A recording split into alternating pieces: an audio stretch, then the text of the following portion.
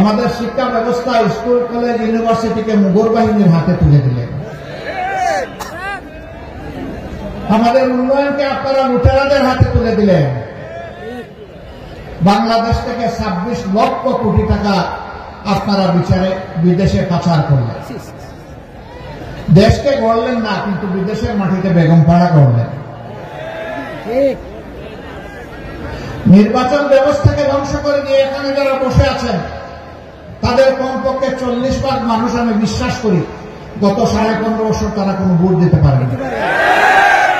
কি অপরাধ তারা করেছেন? প্রথম ভোটটা হলো মানবতাকে ঘৃণা করে প্রত্যাখ্যান করলো ভোট কেন্দ্রের সামনে।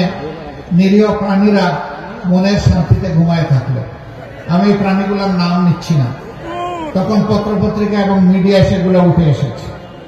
18 সালে আপনারা করলেন মিডনাইট ইলেকশন, নিশিরাতের নির্বাচন, আর 24-এ এসে করলেন আমি আর মামু, আমি আর দামি, তাই না? একজন নৌকা থেকে ক্যান্ডিডেট, আরেকজন নৌকার দামি ক্যান্ডিডেট। আপনারা সর্বনাশ করলেন। এই অধিকারটার জন্যই তো লড়াই করে বাংলাদেশের স্বাধীনতা অর্জন হয়েছিল। পাকিস্তানিরা, আমরা এমন একটা সমাজ চাই যে সমাজটা হবে দুঃশাসন এবং দুর্নীতি মুক্ত। এই দুইটা সামাজিক ক্যান্সার থাকবে না। দুঃশাসন আর দুর্নীতি একটা আরেকটার গভীর বন্ধু, প্রেমের বন্ধু, প্রাণের বন্ধু। যেখানে দুঃসাহস, দুর্নীতি সেখানে নিশ্চিত। যেখানে দুর্নীতি সেখানে দুঃশাসন নিশ্চিত। একটা আত্মার সম্পর্ক। দুর্নীতির বিভিন্ন রূপ আছে। আমাদের সেই বুকের সন্তান বীর যোদ্ধারা আবার স্লোগান তুলেছে, আবু সাইদ মুক্ত, শেষ হয়নি যুদ্ধ।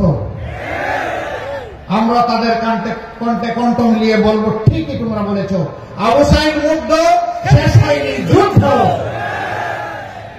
একটা মানবিক বাংলাদেশ, দুর্নীতি মুক্ত বাংলাদেশ, দুঃশাসন মুক্ত বাংলাদেশ কায়েম না হওয়া পর্যন্ত আমরা থামবো না। আল্লাহর কসম, আমরা থামবো না।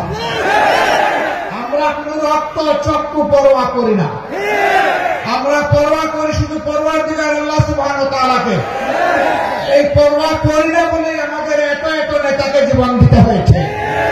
আমরা আল্লাহ ছাড়া কারো কাছে মাথা নত করি নাই, করছি না, করবো না।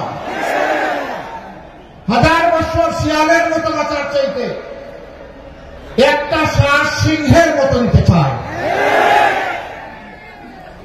শুধু নিতে নয়, বাংলাদেশের প্রতিটি মানুষকে দেখতে চায়। এই সাংবাদিক বন্ধুরা সাক্ষী, 15.5 বছর তারা ন্যায্য কথা বলতে পারেননি। তাদেরকে বাধ্য করা হয়েছে বিভিন্ন খবর সরবরাহ করতে, মিথ্যা খবর সরবরাহ করতে, বানায় সমাজে ভীতি সঞ্চারকারী খবর তাদেরকে পরিবেশন করতে বাধ্য করা হয়েছে। অবশ্য এই ক্ষেত্রে কিছু দলবাজ থাকতেই পারে, প্রতিযোগিতা করে। বাঁশ যা ডুলে কঞ্চি তার চাইতে বেশি নড়ে। বাঁশের চেয়ে কঞ্চির ধার, একটা কথা আছে না? কর্তা যা চায় নর্তকী তার চাইতে বেশি নাচে। এরকম অনেকেই সমাজটাকে জ্বালিয়েছে, কষ্ট দিয়েছে, অনেক মানুষকে অপমানিত করেছে, অনেক মানুষকে মৃত্যুর দিকে ফেলে দিয়েছে। আমরা চাই মিডিয়া এখন থেকে কালোকে কালো বলবে, সাদাকে সাদা বলবে, চোখে চোখ রেখে খবর পরিবেশন করবে। কিন্তু এখনো বাংলাদেশের বিভিন্ন জায়গা থেকে আসে, কোন চাঁদাবাজের বিরুদ্ধে যখন কোন সাংবাদিক বন্ধু সত্য খবর তুলে ধরেন, তখন তাকে হত্যার হুমকি দেওয়া হয়, তাকে দেখে নেওয়ার হুমকি দেওয়া হয়। মাঝে মাঝে সেই অডিও ভিডিওগুলো সামাজিক মিডিয়ায় চলেও আসে। আমরা সবাইকে বলি, আরেকবার যুদ্ধের জন্য প্রস্তুত হন। গাছ, খারাপ ফুলের গাছ কাটা পড়েছে, কিন্তু আগাছা রয়ে গেছে, এগুলাকে পরিষ্কার করা হবে ইনশাআল্লাহ। প্রচার করা হয় বাংলাদেশ জামাতে ইসলামী ভদ্রলোকের দল, এরা শান্ত এবং এরা বিনম্র, কাজেই সমাজের দুর্দর্শ সন্ত্রাসীদেরকে এরা পারবে না কন্ট্রোল করতে। বাপটা হলো যে, বাবা তোরা ভালো মানুষ, ভালো জায়গায় শান্তিতে বসে খতমে হাজেগান কর আর খতমে ইউনুস পড়।